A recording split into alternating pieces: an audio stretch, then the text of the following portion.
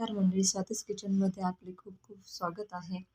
आज आपण कांद्याच्या पातीचं पिठलं ही रेसिपी बघणार आहोत. त्यासाठी लागणारं साहित्य: अर्धा वाटी बेसन, हळद, जिरे, मोहरी, लसूण मिरचीची पेस्ट, कढीपत्ता, मीठ, कांद्याची पात धुवून कापून घेतलेली आहे आपण. आता आपण गॅस स्टार्ट करूया.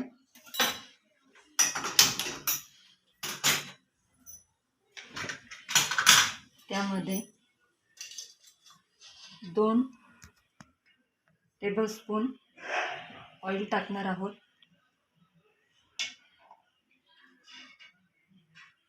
हे नको आहे.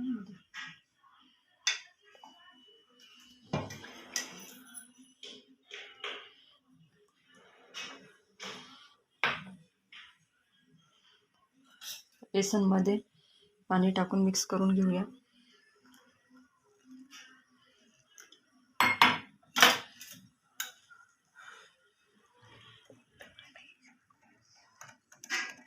छानपैकी आता मिक्स होते. जसं जसं पाणी लागेल तसं तसं ॲड करायचं आहे आपल्याला.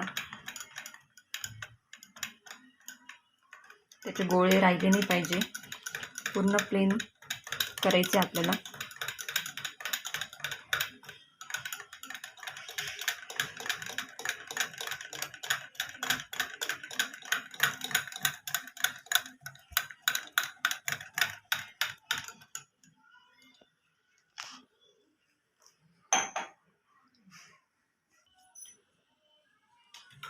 आता पूर्ण प्लेन झालेले आहे आता आपलं बेसन.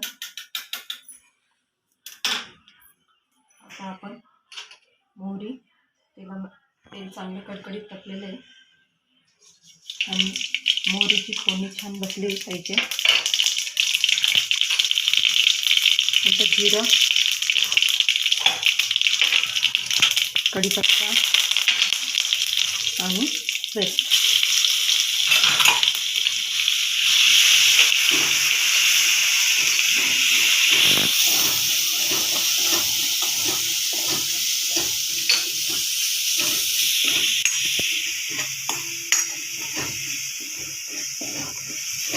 तर त्याच्यामध्ये हळद ॲड करायची आपल्याला.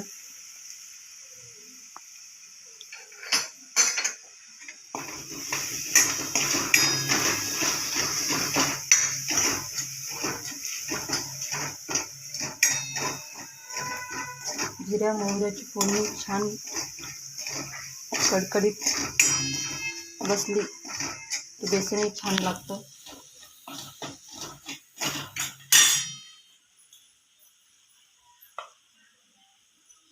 तर त्यामध्ये कांद्याची पात ॲड करायची आपल्याला.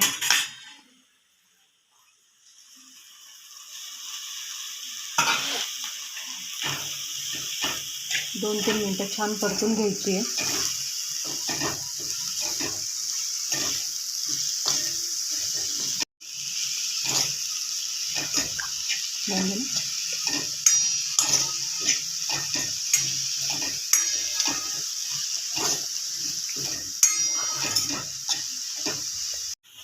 आता छान परतून झालेले आपले 2-3 मिनटं झाले. आता यामध्ये आपल्याला पाणी ॲड करायचं आहे.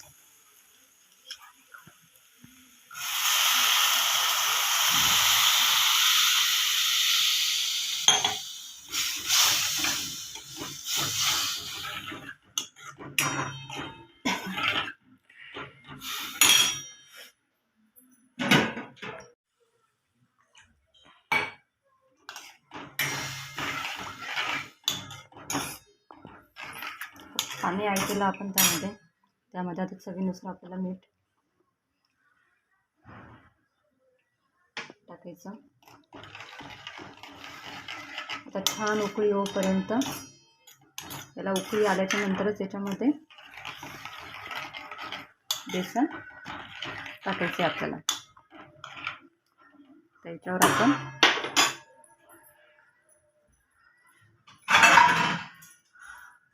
त्याच्यावर आपण झाकण ठेवूया.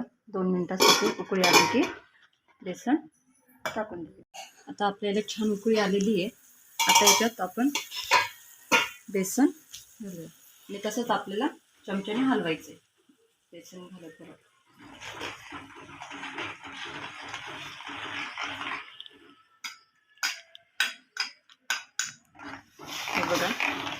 छान कलर आलेला आहे आणि त्याचा सुगंध पण खूप छान आला.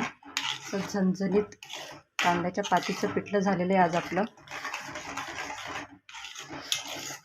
आणि हे पण असं थंडीमध्ये खायचं म्हटलं, आहा क्या बात है.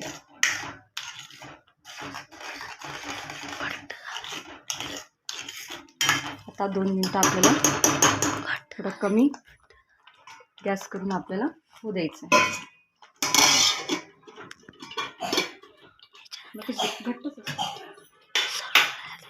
चला तर आता आपलं बेसन रेडी आहे का आपण बघूया. छानपैकी तयार झालेलं आहे. आता हे आपलं सर्विंगसाठी रेडी झालेलं आहे. आता आपण सर्व करण्यासाठी घेऊया.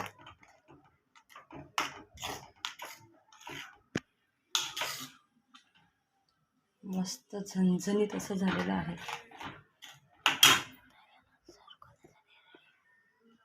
चला तर आता हे सर्व करण्यासाठी रेडी आहे. चला तर आता आपलं सर्विंग झालेलं आहे. आता त्यावर आपण थोडंसं तेल घालूया, म्हणजे छान चव येईल. बेसनावर तेल नाही घेतलं आणि असं होईल मज्जाच नाही. मग छान तेल, त्यासोबत कांदा मिरची आणि भाकर, एकच नंबर. तुम्हाला माझा हा व्हिडिओ कांद्याच्या पातीचं पिठलं आवडला असेल तर सबस्क्राईब, लाईक, शेअर करायला विसरू नका. धन्यवाद.